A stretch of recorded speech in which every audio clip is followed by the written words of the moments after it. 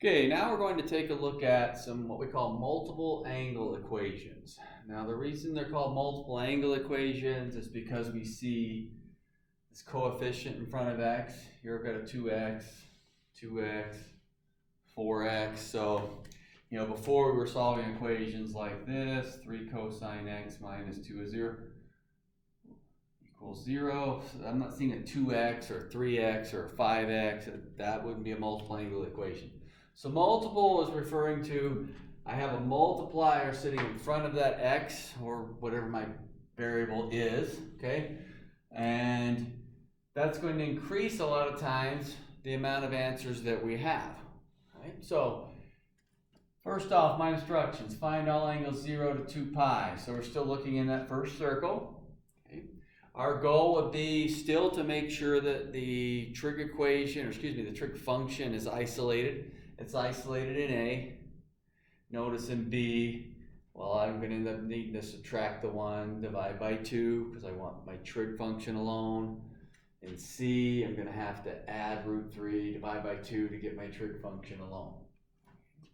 So, let's take a look here. This guy's already isolated. Right. First off, what I want you to kind of think of is, what if that was just an x?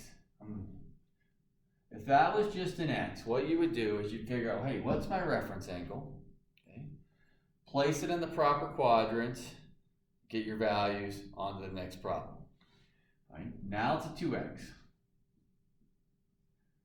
Follow the same process. Reference angle, half of b of pi thirds. My pi thirds reference. I'm going to place that pi thirds. Cosine's negative. Cosine is negative, quadrants 2, quadrant 3, so I'm looking at 2 pi thirds and quadrant 3, 4 pi thirds. Now if this had been an x, it would be x equals those two answers. What's not x equals, it's 2x equals those two answers. I still found my reference. Found my two related angles. Now what this 2x is going to indicate is there's multiple solutions than the normal. So normally between 0 and 2 pi, if I'm solving for x, I'm going to have two answers. Okay. This would double the amount of answers. So instead of 2 answers, I would have 4 answers. Okay.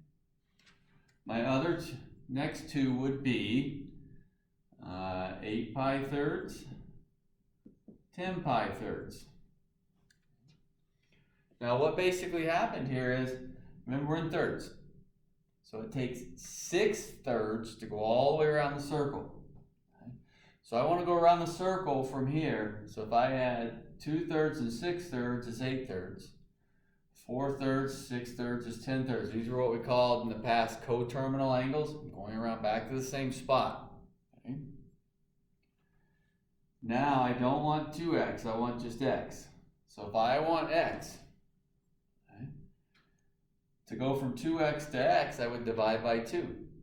So let me divide each one by 2. That would give me pi thirds, 2 pi thirds, 4 pi thirds, and 5 pi thirds. That's my solutions. All of them, notice, are between 0 and 2 pi. And a lot of times we think, well, wait a minute, just because you see a 2 there, does that mean it's going to double? Well, yeah, but a lot of times we don't realize that. I understand that. Okay? If you're unsure how many there are, when you see thirds, you know you're adding 6 every time. Okay?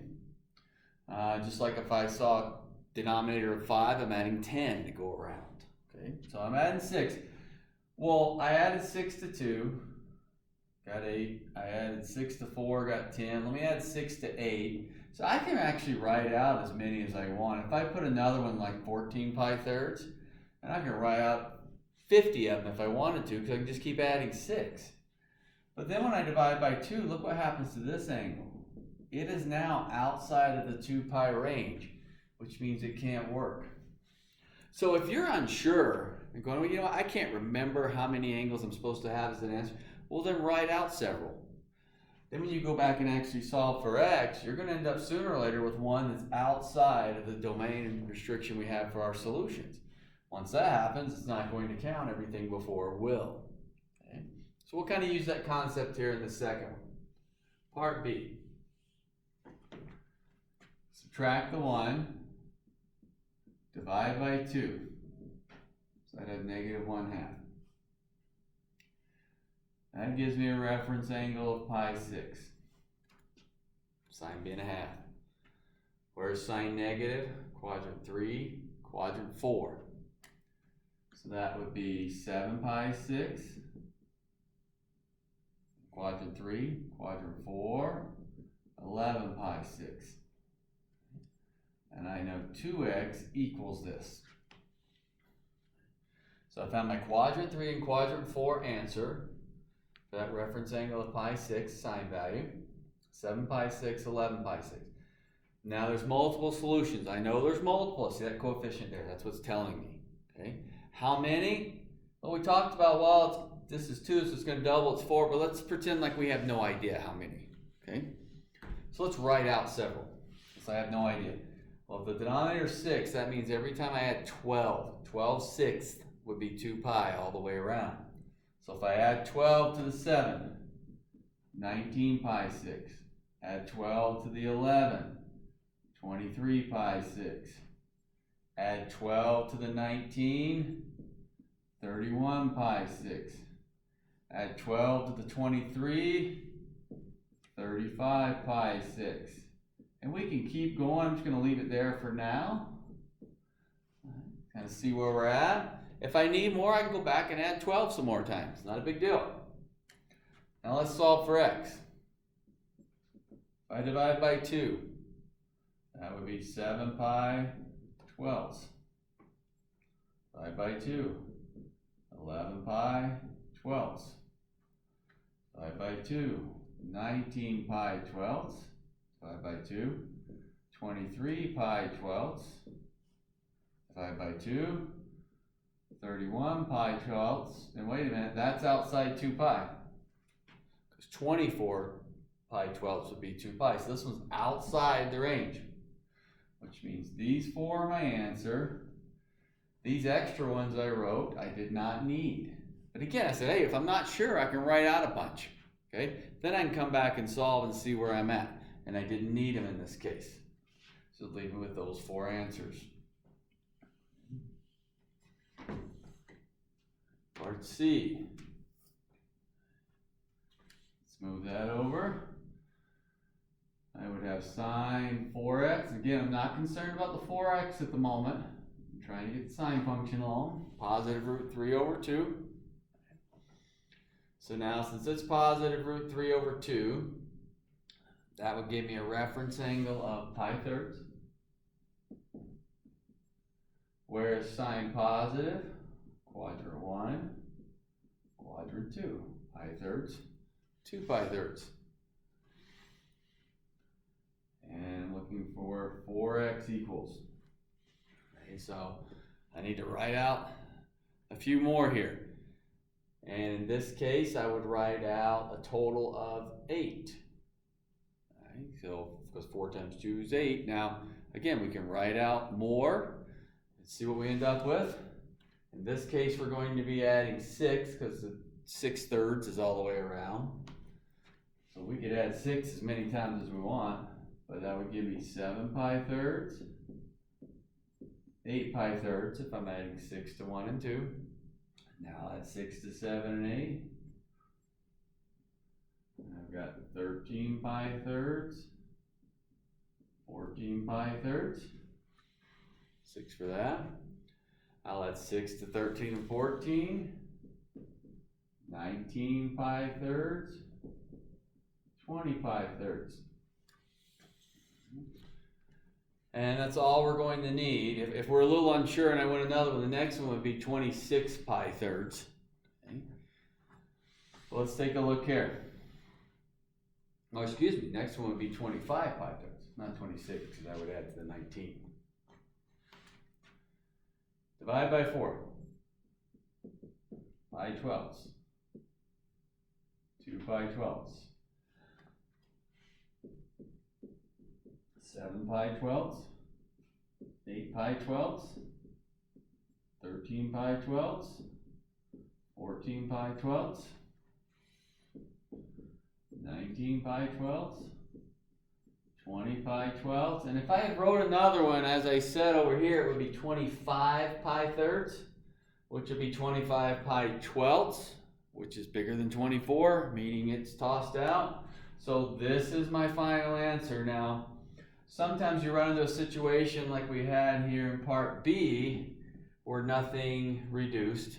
Sometimes we have a situation like in A, where every one of them reduced. Okay, now we're looking in part C. Some of them reduce, some don't. So, for example, I can rewrite this one as pi 6. I can rewrite this one as 2 pi thirds. Let's see, 7 pi 6. And 4 in there. 5 pi thirds. So, just like any other fractional answers we come up with, we reduce ones we can, and if we can't, we move on, we're fine leaving them. But if we can reduce, we will. A lot of times for me, I will just write them all like I did in this case, and write them all in twelfths, and then look back, because then I'm just focused on the same thing each time. And it helps me then just go back and reduce in the end. Okay, let's take a look at a few more here. Okay, a couple of different looks here. Instead of the classic sine and cosine, they switched over to a cotangent and the secant. We're still going to stick with the same idea that I need the trig function isolated. So in D, yeah, it's isolated, I'm good. In E, I'm going to have to isolate this guy. I'll go ahead and do this. Cotangent x over 3 would be 3 over root 3 to get that isolated. Okay, secant's root 2. All right, well, where's secant root 2? That's going to be a reference angle of pi fourths. Remember, if we're not good with secants, flip to cosine. It would be cosine of 1 over root 2, which would still go to that pi fourths reference. Secant is positive, quadrant 1, which is pi fourths, and quadrant 4, which is 7 pi fourths. And I've got 4x, so we're talking about, hey, well, that's going to be 8 solutions there. It's going to quadruple my normal. So I'm getting 8. So this time I'm going to be adding, if I'm in fourths, 8 fourths. So 1 plus 8 is 9 fourths, takes me all the way around. 15 fourths. 17 fourths. 23 fourths. 1, 2, 3, 4, 5, 6. Add 8. 25 fourths. 31 fourths. And again, if you're like, man, you keep telling me 8, but I'm not sure how you're getting 8. Well, there's 2 original. Quadruple those 2, there's 8. But if I'm unsure, like I said, I'll do one more. Let's see, if I add 8 to the 25, I would have 33 pi fourths would actually be that next one. Okay. And again, I could write several others if I need it. I need x. 5 by 4, pi sixteenths. 7 pi sixteenths. 9 pi sixteenths. 15 pi sixteenths. 17 pi sixteenths. 23 pi sixteenths. 25 pi sixteenths. 31 pi sixteenths. And that's it, because 33 over 16 is over 2, so that's going to be greater than 2 pi, which means that one would not be part of the answers. And scanning across here, I don't see any that are going to reduce, so that would be my final piece. Now our cotangent. X over 3. I'm not worried about the x. Remember, I'm not worried about the x over 3. All right. Where is cotangent 3 over root 3? Or if I switch to a tangent, that would be root 3 over 3. So that's going to give me a reference angle of pi 6. Where is cotangent positive. Same place tangent is positive. So that would be angles quadrant 1, pi 6, and quadrant 3, which would be 7 pi 6. And this is where x over 3 is.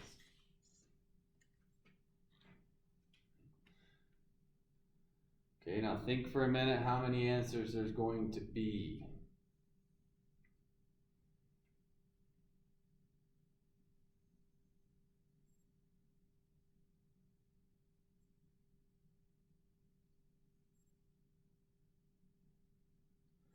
Alright, in this case, something is a little tougher with a fraction sitting here.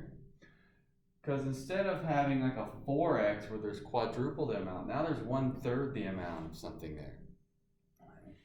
So let's kind of take a look here. Sometimes fractions get to be a little bit of a pain, but let's pretend we just have no clue whatsoever. If we have no clue whatsoever, we're going to be adding 12s because 12 6 is all the way around.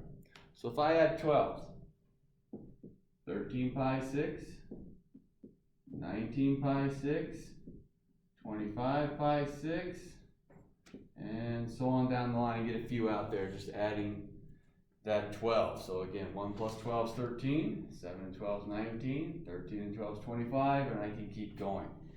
Okay. Now I want x, not x over 3. Okay? So that means that I need to multiply this left side by 3, cancel the 3's out, which means I need to multiply the right side by 3. And if I do that, I'll get 3 pi over 6, 21 pi over 6, and whoa, wait a minute, that's over 2 pi. 12 6 was 2 pi. So, and this one actually reduces to pi halves. There's only one solution. All right, now let's think about what I did here. Right. First off, I had just two solutions, pi 6 and 7 pi 6. Okay. And I'm going to have 1/3 of those two. Well, 1/3 of those two is less than those two, which means I don't really need to write out anymore, which is fine. If I don't know that, I'm not sure, right amount's not a big deal. I did not bother going any further multiplying by 3 because if this one's knocked out, everything after there is too big. Right? Getting me back to just the one answer. So if we're a little bit unsure, write out several, see what it looks like. If you're sure, then you only need that many, but pretty quick to add a value to the numerator. If you're adding by 12s, here we were adding by 8 to kind of get the next ones in line. So don't be afraid to write out extra if you need. Okay, let's change the instructions and look at a little bit different setup. Okay, this time I switched to degrees. 0 to 360 degrees. I got a cosecant and a tangent, but notice the values, a -3 and a -3.2. So these are not our special angle values. I'm definitely going to need my calculator in this case. Okay. Now my calculator, remember, doesn't necessarily have a cosecant inverse, so I can switch these. If cosecant 2x is -3, remember that means that the sine of 2x is -1/3. And that I can do on my calculator. So if I do my inverse sine function, if I do inverse sine of -1/3,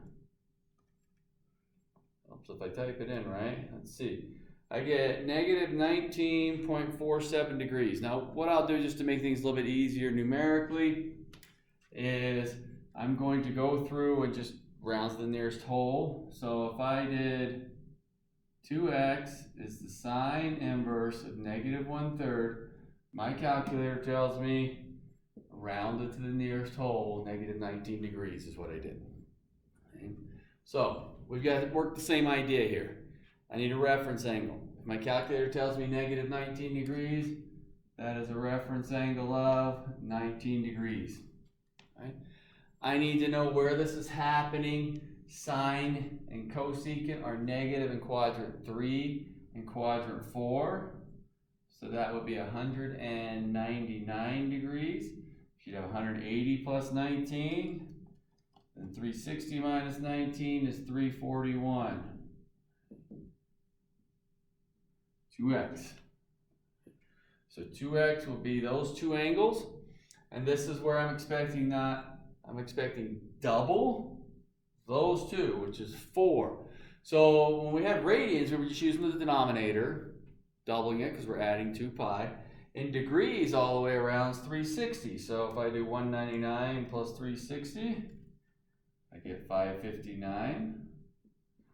And 341 plus 360, I get 701. Now I want just x. So I need a little calculator help here, but same idea we were doing. If I want just x, I'm going to divide by 2, which gives me 99.5 degrees. 170.5 degrees. 279.5 degrees. And 350.5 degrees, all in 0 to 360. By each of those by 2. Tangent 3x equals negative 3.2. So 3x would equal tan inverse negative 3.2. A calculator to help me out here.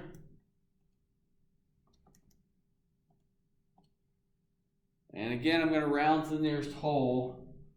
Make my numbers a little easier, but I get negative 73 degrees. I actually had negative 72.646. So negative 73 degrees, that is a reference of 73 degrees. Tangent is negative in quadrants 2 and 4. So in quadrant 2, that'd be 107 degrees. In quadrant 4, that would be 287 degrees. And 3x equals that. Right? So now I'm thinking, how many solutions would I have? Let's get those written out. And then to get my final solutions, I will divide by 3. Okay? So I'm going to have 3 times that many, which would be 6 in this case. So I'm going to add 360 to each one. That'd be 467.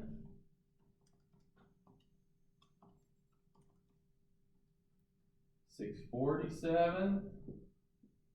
827. 1007. So I made a mistake there, but I believe those are right. So then my final answer will be dividing by 3. So basically, I'm going to take every one of these and divide each one by 3. And the last one I divided. This one I'm leaving as a fraction. I don't care if you leave it as a fraction or you go get a decimal. Just kind of to quickly show you, I'm just going to divide everything by 3 for those final answers. Typically answer keys, back of the book, testings like that, especially if it's like a multiple choice, will usually have the decimal values, but it doesn't matter. You can leave it in a fraction form if you want. Okay? But still work with the same idea. Instead of knowing what that reference angle is because of the special angle value, I'm using my calculator to help me get it. Then I'm placing that reference in the 2 spots based on the positive and negative, just like I did before. And since I'm in degrees, to get the extras, I'll add the 360 to each one. Okay.